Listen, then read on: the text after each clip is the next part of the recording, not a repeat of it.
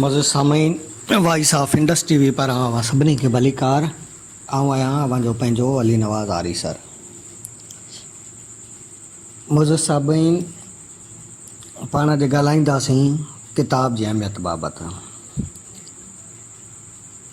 किताब जी अहमियत बाबति ही लेख असांजी मानायती प्रोफेसर रशीदा भट्टी लिखियो आहे, जेको आऊं अवांजे अॻियां पेश करे रहियो आहियां।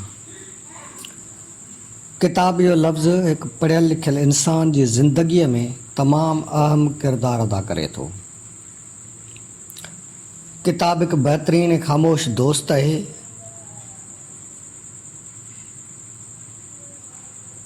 इंसान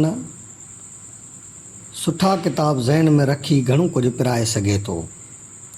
किताब काफ़ कुफ़र खां रोके थो, ते तहक़ीक़ करणु सेखारे थो, अल्फ़ अवरचाई जी राह ते हलाए थो, बेबुराइनि खां रोके थो। हर दौर में किताब ऐं किताबनि जी अहमियत बाबति तमामु घणे तइदाद में लिखियो ऐं पढ़ियो वेंदो रहियो आहे। इंसान जी ज़िंदगीअ में किताब उन वक़्तु अहमियत हासिलु कई जॾहिं काग़ज़ वजूद में आयो।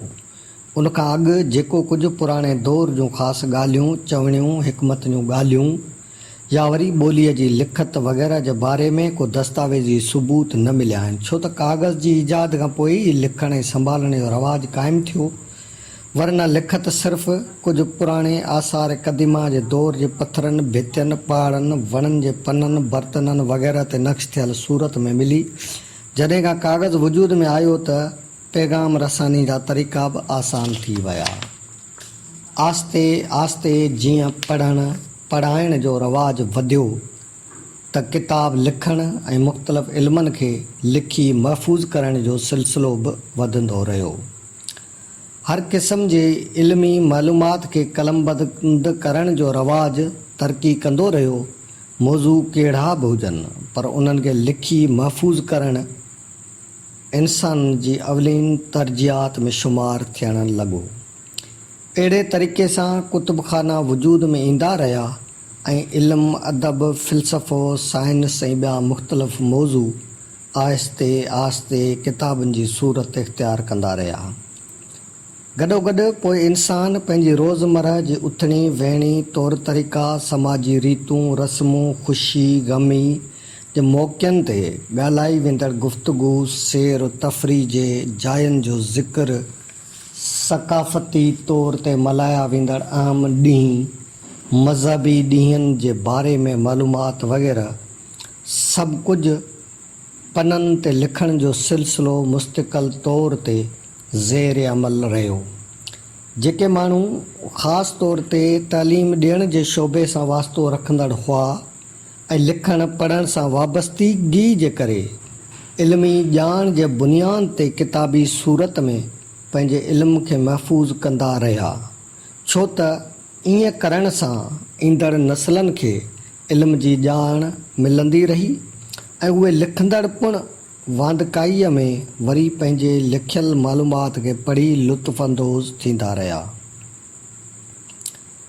ईअं करण सां न सिर्फ़ु ज़ाती यादगिरियूं, पर पंहिंजे हासिलु कयल इल्म जे बुनियाद ते पंहिंजी मालूमात खे किताबी सूरत में आणे ईंदड़ नसलनि जी पिणु रहनुमाईअ लाइ मुख़ीर ख़्याल, मशवरा ऐं खोजना जी राह में मददगार साबित थिया।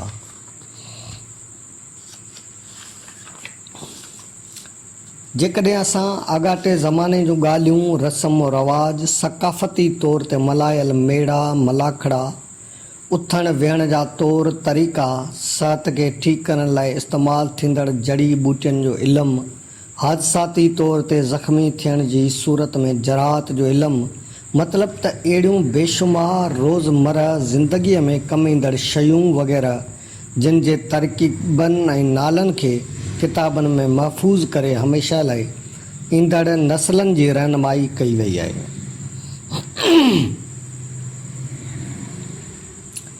इन करे ई इहो चयो वञे थो त किताब इंसान जा बहितरीन दोस्त हूंदा आहिनि ऐं किताब पढ़ण जो शौक़ु रखंदड़ ॼण किताबनि सां कचहरी कंदा रहंदा आहिनि। इंसान जो अकेलाइप जो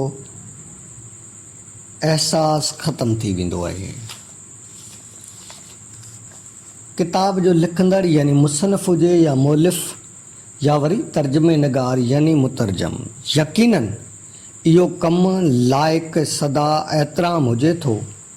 लिखंदड़ पंहिंजी ज़िंदगीअ जी तहक़ीक़ ऐं तजुर्बे जो पूरो निचोड़ तोड़े साइंसी हुजे या गैर साइंसी, ज़ाती महसूसात मालूमात आम हुजे या ख़ासि, इदराक बुरे ऐं भले, सही ऐं ग़लति जी साञा, शऊर ऐं परूर ऐं परख पंहिंजे पढ़ंदड़नि सां वंड करे थो।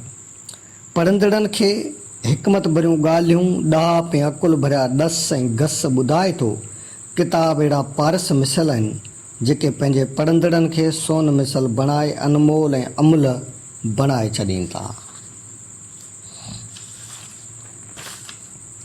किताब मुख़्तलिफ़ इल्मनि ऐं मौज़ूअनि ते मुश्तमिल अहिड़नि गुलनि जी ख़ुशबूअ वांगुरु आहिनि जेके इंसानी ज़हन खे पंहिंजे वास सां वासी ऐं हुबकार सां मालामाल करे छॾीनि था। मुंहिंजो ज़ाती तजुर्बो आहे त किताब पढ़ण वारी आदत सां असांजी दिलि पुरसुकून थी वञे थी, निंड बि ॾाढी सुठी अचे थी। राति जो किताब पढ़ी सुम्हण सां इंसानु सवेल सुम्हे थो ऐं वरी सुबुह जो सवेल साजुर निंड मंझां अखि खुले थी। वक़्तु सही ऐं सवलो बेहदि आसान थी वञे थो।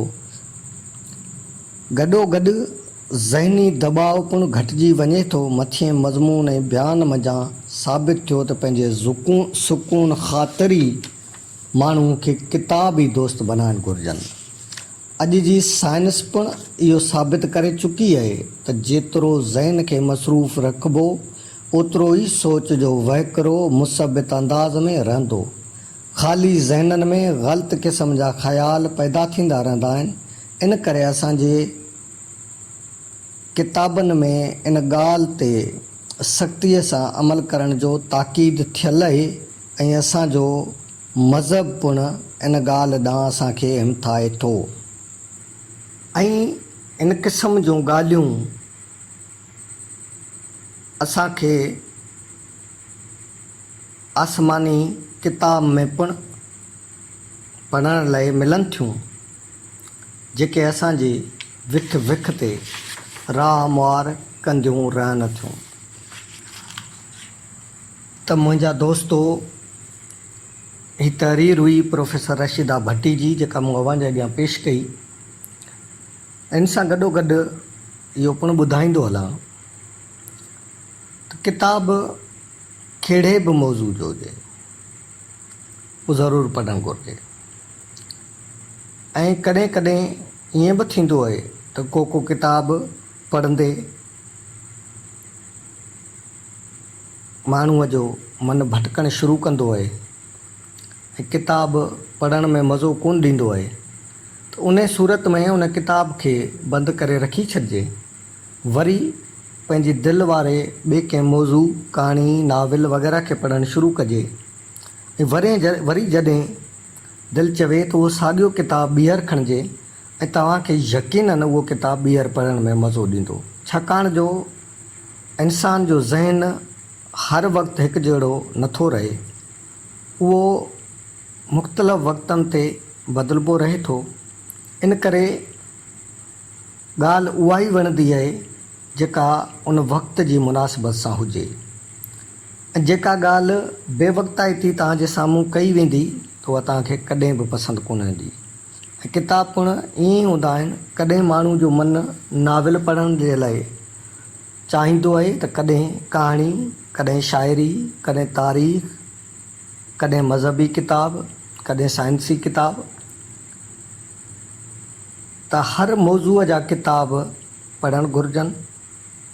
न रुगो पढ़णु घुरिजनि पर उन्हनि खे पंहिंजे लाइब्रेरियुनि जो हिसो बणाइणु घुरिजनि ऐं उन्हनि किताबनि मुतलिक़ ॿियनि दोस्तनि सां कचहरियूं करणु घुरिजनि। उहा मालूमात जेका हुनखे मिली आहे उहा मालूमात अॻिते विराइणु घुरिजे त जीअं असां जेको ॼाणूं था उहो इल्मु ॿियनि ताईं बि पहुची सघे।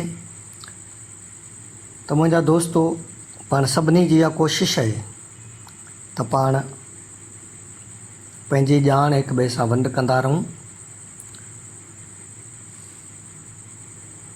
ऐं असांजो अॼोको ही प्रोग्राम पंहिंजे पुॼाणीअ ते पहुतो ऐं हाणे अवां पंहिंजे मेज़बान अली नवाज़ आरी सर खे ॾींदा इजाज़त। सिंध सलामत, साथ सलामत। आख़िर में हिकिड़ी नंढड़ी गुज़ारिश कंदुसि त असांजी वीडियो पसंदि अचे त ज़रूरु शेयर कजो ऐं उन सां गॾु असांजे हिन YouTube channel voice of Indus TV खे सब्सक्राइब ऐं बेल आइकन खे क्लिक ज़रूरु कजो, तव्हांजी महिरबानी थींदी।